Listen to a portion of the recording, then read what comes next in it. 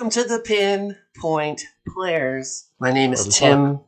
My buddy Ramsay has joined me today as well. Hello. And a couple of things that we wanted to talk about. Just noticing a sort of trend in video games, if you will. Well, yeah. I'd say the biggest thing I've noticed is over the years, the controversies with games have gotten more dampened. They're always still there, but they've just gotten dampened. And when I say controversies, I mean where there's a moral panic, if you will, with gaming, and it always seems to get red hot, and then it just kind of disappears after at most a month, and then everyone's on to the next thing.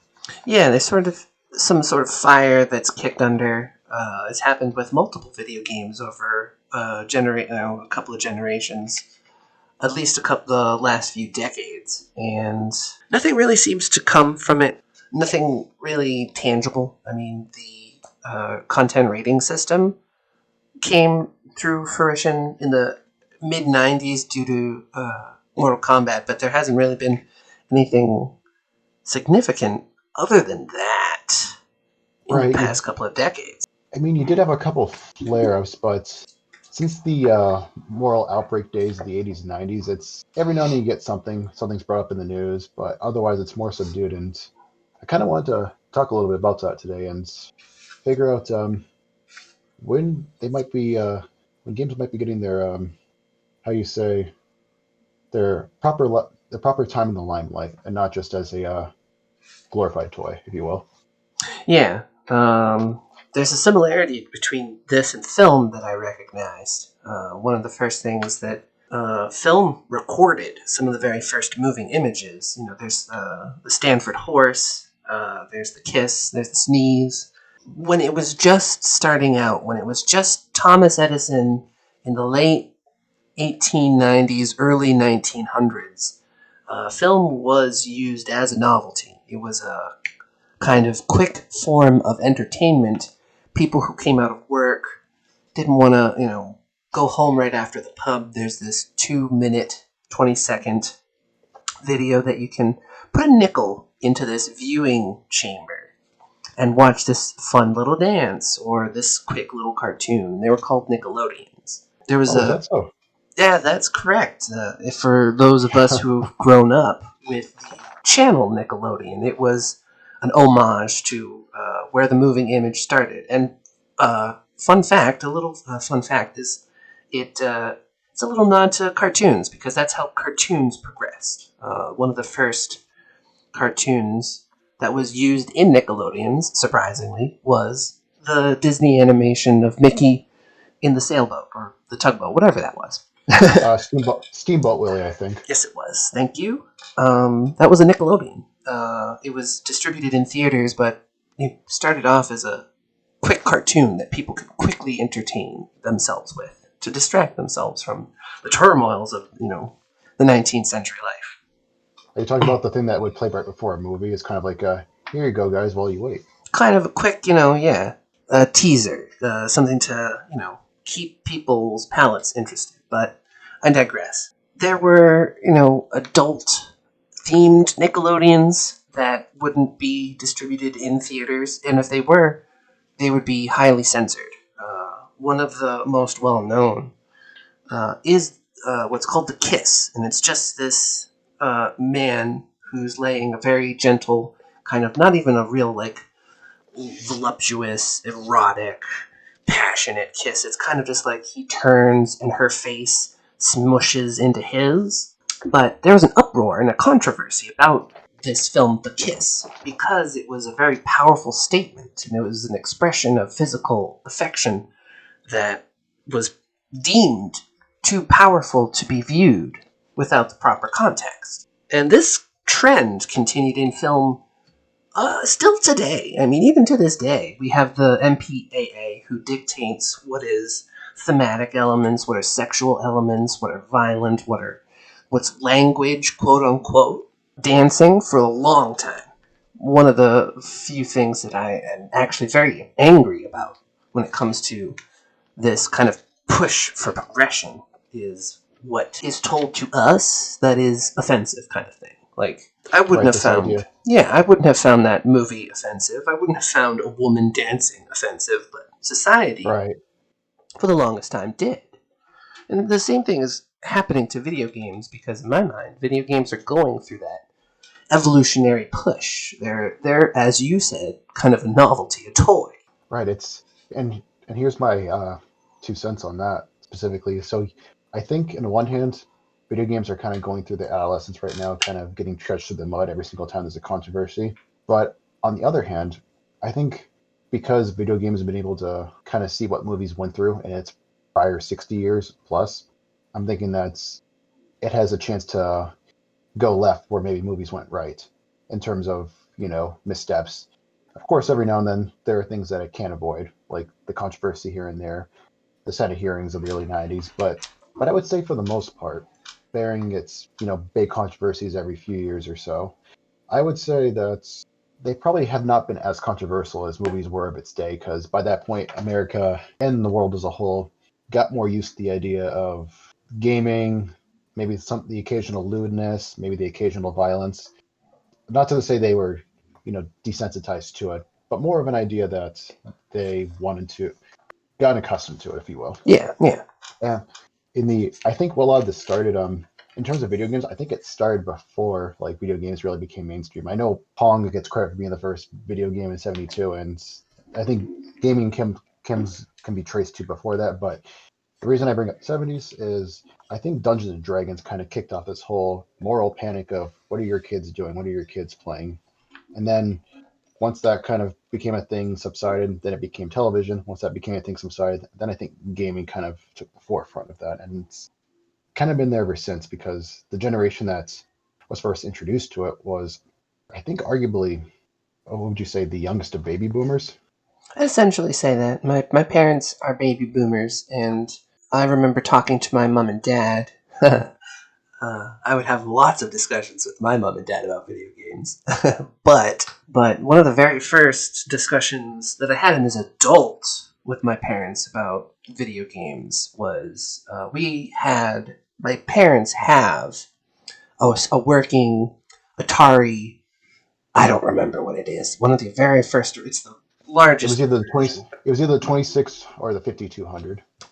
One of those two, probably. It's one of the two, I would imagine. But I wondered why they bought it before we were born. Like, the thing was around before they had kids, so why did they have it? I wondered, like, would you guys play video games? And they were like, well, I mean, your father liked the video games, but he was obsessed with one video game, and he just wanted to take the arcade version home with him so he didn't have to go out and spend the money. So, by any chance, was it Galaga, Pac-Man, one of the big ones? It was actually Space Invaders. Oh, yes, nice. So, he would be at the arcade with my uncles and their friends, spending money, but my dad's argument to his parents was, I'll be home early, I'll be within, arm's reach if you need me, and we'll all save money. So they looked at it and said, yeah, this is the wave of the future. There's no negatives here. They can sit down for 20 minutes, play the game, and be off to do chores. That's some flawless logic right there, because it's like, you remember that silly ad that, I mean, I never remembered it, but I remember the memes afterwards. It's 5 o'clock. Do you know where your kids are? Yes. Well, yes. Inside playing games, at least. Not outside doing drugs, which was a big thing in the 80s. Yeah, that big fear-mongering, too. Oh, that dare movement. That's worthy of another topic, but anyway. Another day. But, I would say roughly that the first generation to be video game savvy would be kind of the boomer to late boomer generation. I would give it to Gen X, because when Gen X was coming of age, I'm trying to remember when Gen X was. When Gen X was coming of age, I think the first Nintendo system was already out. Really remember seeing Mario, Zelda, and all these other games. Whereas when boomers were coming of age, like your average boomer, because they were born I'm just trying to remember the age, between 47 and 64. So we split the difference. It's basically say our parents' age. The first games they would remember seeing is stuff like anything on Atari, like Space Invaders or Galaga or Pac-Man. That's what they would know, and for them, that's their standard bearer of games. That's as far as games went, and for them, when they were entering maturity and growing into adulthood, That's what video games were. When now that they've become, I dare say senior citizen, but if it's not true now, it will be in 10 years. But they It is what are, it is. yes, they've entered their advanced age progression, and what video games have become now, much different. Oh So, yeah, very much so. I mean, and that's the thing. I think, in a sense, the reason because they reacted so negatively to like the moral panic of the games in the '80s, in the early '90s, which we'll get to in a sec. But I think oh, the reason that's they right, reacted yeah. so negatively is because the games that they remember of its day were pretty simplistic and vector based for the most part. You Oh, had your I, exceptions here and there, but they were simple. Is what I'm saying. Oh, I completely agree. I think that they were kind of overwhelmed by what the video game was capable of. They didn't really see it going that far. Same thing with kind of television. Television, no one thought that television would take off. Who would want this big, heavy, expensive, electric sucking? You'd have to pay for the electricity to run it. You'd have to buy it, which cost upfront $200 or $300, which at the And the thing weighs time as much was as yeah. the thing weighs as much as my car. Yeah, Can't carry I'm this not gonna thing. sit in front of a living room to stare at a vehicle, but the progression of video games. So I think that what scared them was this acknowledging that this is going a lot further. People are taking this to a direction than we saw it. It took off. It became a sustainable industry. It became sort of a threat to established society. No one anticipated video games to go as far as it did. So my argument is actually that they were scared because lobbyists that be for certain types of uh, board games, let's say a certain Ilton May Adley Bray. Or the Barker sisters. Yeah, sure. Yes. They also, there were people who were trying to protect their investments from competition, which is a completely healthy thing to do in a capitalist society. But different ways to approach that are, it's not scare, it's not manipulate, but it's kind of like terrify. You can, Fearmonger. I didn't want to use that word again, that phrase, Well, but but I it is, get you. I get yeah, you. you know what I'm saying. Essentially, what they were trying to do is create flack, kind of create skepticism. Create this sort of it's bad for you. Stick to what's old and natural kind of thing. Honestly, I'm not even sure if it's like a board game thing trying to protect their investment because I think board games were always going to stick around. I think it's what you said at first. Your first point is just it was something new. They didn't understand it in the same way. Like I said earlier, you could argue that some of this could be traced back to Dungeons and Dragons in the '70s. I'm not saying it started there, no, but I'm just saying it was Dungeons and Dragons was a game that was made to take place in kids' imagination and young adults. Like it was literally just in their imagination, and yet people ran wild with theories that like, oh, it's a satanic cult thing. See, there's references to these, otherworldly monsters, and it's like, okay. It's like at that point you want to say to them, okay, boomer. But it wasn't even boomers that were complaining about Dungeons and Dragons back then. I think that was just a silent generation thing. But you get the idea. I do. They didn't understand something until their first reaction was to get scared of it and Yeah, say, no, you can't do it. In the same way of video games, especially in the late '80s, early '90s. I see your point, and I see. Yeah, I think that was a tactic that they sort of used, not specifically like I was, you know, suggesting that board games were specifically targeting them, but I definitely do agree, and I think that we both came to the same consensus, especially because of the way that a lot of the controversies surrounding video games have really been handled by our representatives. Some of the most prominent examples I'm looking at. Have you heard? Well, actually, you actually did hear about this because you told me, but the controversy surrounding the video game Night Trap. I'm looking at, Oh yes. yeah.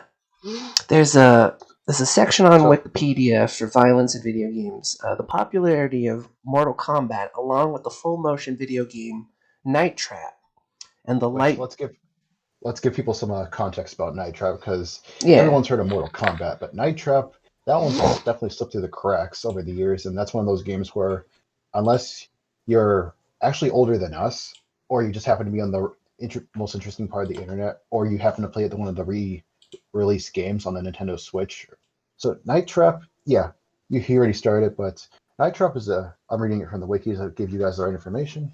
But Night Trap is an interactive movie video game developed by Digital Pictures and originally released by Sega for the Sega CD in 1992. So Holy that should crap. tell you. Not even this regular Sega system, Sega CD. Which, by the way, I had that system. It was a piece of trash. The only worthwhile game on it was Sonic CD. It was one of those things where it sounded like it could be the next cool thing. Problem was it just came too soon. But that's another topic. Anyway, in Night Trap, the player takes the role of a special agent tasked to watch over teenage girls having a sleepover, starring Dana Plato. And Dana Plato, for you folks listening who might be too young, she was the main female actress star in the show Different Strokes that ran in the early 80s. The one Yeah. with Gary, what's his name? What Busey? you talking about? No, not Busey. Gary, from Different Strokes. The one. What you talking about, Willis? Is it Oh, Gary Coleman? Gary Coleman. Yeah, that's it. That's it. Yeah. So, just for reference, he's from that show. Anyway, yeah, you're assigned as a special agent tasked to watch over teenage girls having a sleepover, visiting a house which, unbeknownst to them, is full of danger. The Full player of. watches live surveillance footage of the house and triggers traps to capture anyone seen endangering the girls. The player can freely switch between the view and different cameras to keep watch over the girls and eavesdrop on conversations to follow the story and listen for clues.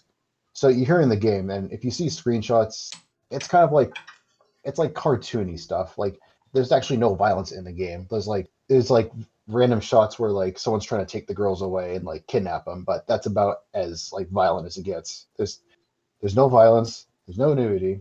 It's essential. It's just one of those funny like comical games of its day. Like it's one of those games where you watch it and you see the acting in it and you go, my God, this is terrible acting. But you play it because it's cheesy. So, It's like yeah. a B movie but in a video game. So, yeah, from what I heard about that, you said that they used full motion video, which I think what you meant by that is they just recorded humans. Like, it's not like a computer generated game. It's using actual footage of people in the Oh yes. scenario. So if they're in the Oh yeah. if they're in a bedroom, it's not a CG bedroom. It's a set with a bed and teenagers in a sleepover scenario. Oh yeah. It was With like it looked like a Hollywood well not a Hollywood but it looked like a regular house set that they just filmed different camera angles and just filmed their just generic scenes. It's yeah, no, that's all it is. But it's one of those things where because the system was very low tech compared to today at the time, if you go back, if you look at YouTube and look at like the graphical quality of like the full motion scenes, it's like pixels on pixels. You can see what's happening, but it's like so pixelated. But they actually remastered it, so if folks actually want to go play it and see what it looks like on PS4 and Nintendo Switch, they absolutely can now. They got re-released a few years ago. Which I think is funny, especially when you were reading that description. The first thing that triggered in my mind, let me see if I can pull up the article real quick. The game presented primarily through the player takes the role of a special agent tasked to watch over teenage girls having a sleepover. Which that right there should just tell you, like, Right off the bat, that sounds like the creepiest motherfucking game in the world. Your task is a special agent to watch teenage girls in a sleepover. right? I mean, that's a little creeper-ish kind of Yeah. thing, but you know what? It was the early '90s. People didn't question this stuff, so you know what? Let's run with it. So anyway, like I preface, this game didn't have any actual violence, didn't have any actual nudity. It was this kind of thing where there was implied violence, but it was always off screen. You didn't see anything. That didn't matter. The title is particularly notable for being one of the principal subjects of a 1993 United States Senate committee hearing on violent video games, along with Mortal Kombat. Yep, you heard that right, folks. Mortal Kombat from the early '90s and Night Trap. These two games were scrutinized the most in a Senate hearing, and I'm going to read this because this part here is so ridiculous. On December 9th, 1993, the United States Senate committee held a hearing on the subject of video game violence. The hearing was led by Senators Joe Lieberman and Herb Kohl and was covered in major newspapers including USA Today, The Washington Post, and The New York Times. So big publications had to cover this because this was a big deal. This was the moral panic of its day. Throughout the hearing, the committee scrutinized Night Trap along with Midway's Mortal Kombat. Lieberman, who never who admitted to never playing the game, claimed Night Trap featured gratuitous violence and sexual aggression against women. Don't One worry, game I over know seen all about this. I've never played the game, but I know exactly what kind of game it is. It's like, really, bro? And What then kind of... How old... Wait. How old was he? Lieberman, at that time, maybe like early 50s. Okay, he was born in 42, and it Born in happened in 42, 93. which means he was in his late 40s or about 50 years old when this Senate hearing happened. Clearly the demographic for video games at the time. Of course, of course. Just one last thing. It says, one game over scene considered particularly offensive involved the nightgown-clad character Lisa being captured by augurs attempting to drain her blood. Tom Zito, I think who's one of the developers, attempted to explain the context of the nightgown scene in defense of the game, but his claims were silenced. In the short documentary Dangerous Games, Whoa. the producers and some members of the cast explained the plot of the game was in fact to prevent the trapping and killing of the women. So you're preventing them. You're not actually doing it, preventing it. But don't that never stopped the senators and congressmen from getting their point across. Apparently, I mean, the creator, the person who was able to elaborate the intent of the video game, was silenced? That's not And fair. I mean, I can understand, sure, if a congressman or a representative is speaking and they're out of line and they're out of turn, you're going to want to interject and say, hey, no, let me clarify. they had their agenda. They were going for the gauntlet. And Apparently. yeah, and then the last thing I want to read here, and then we'll go back to that conversation for good, is there are scenes in which the girls are grabbed or pulled by enemies, but no nudity or extreme active violence were ever filmed or incorporated into the game. So there you go, folks. It was a nothing burger. Surprise. However, because of this, wanting to getting ahead of the industry, or getting ahead of the curve, the industry for video games, I'm not sure exactly how it formed, but I know in the wake of this, the ESRB, which is the rating system for video games, formed and then created a self-governed rating system for every game. So from here on out, you had games that were rated E for everyone, T for teen, M for mature, and then there's the rare. I've never actually seen one of these games myself in person. There's the rating of AO, which is adult only, which I assume those are the games that are so violent and so full of like sexual whatever that they have to be rated as adult only. But I've never actually held one of those in persons. That's to this day, because to be fair, I don't think they would have sold those type of games at GameStop or EB Games in the day. A list of adult-only rated video games. All Nude Cyber, released in 1997. All Nude Nikki, released in 1998. So you know what kind of games those are, then, folks. I get. Oh, wait. Here's one from 1993. So this one was rated adults only before the rating bureau was created. It's called The Joy of Sex. All right, so then that's my mischaracterization. So then I'm guessing the rating system came before. I think they knew the Senate hearings were coming, so they decided to create the rating system leading up to it. I It's like mean, let's get out in front of it. the Wikipedia that I'm reading about it, it's listing the game in alphabetical order as opposed to the release date. So I've got one from 1996, and then it jumps to 2015, then 2014, 2004. So it's interesting how this works, but a majority of adults only rated games are for strong sexual content. There's Right, only I like figured. there's only like a handful that I see that start with blood and gore. Peak Entertainment Casino is rated adults only for gambling. That would make sense. I guess that's fair because you don't want kids or 17-year-olds, whatever, Sure, unless they're playing getting into gambling. Pokemon. I mean, remember how in Pokemon you could go to the game corner and you could gamble your coins away or win the prized, what was it, Dratini? But I You think could, because that was one mini game, they were just like whatever. Whereas if the game is entirely based on well, gambling, then that's a whole nother ball game. yeah, I mean, they even in later generations of Pokemon, they did remove the game corner and they made like stupid mini games where you race your Pokemon, like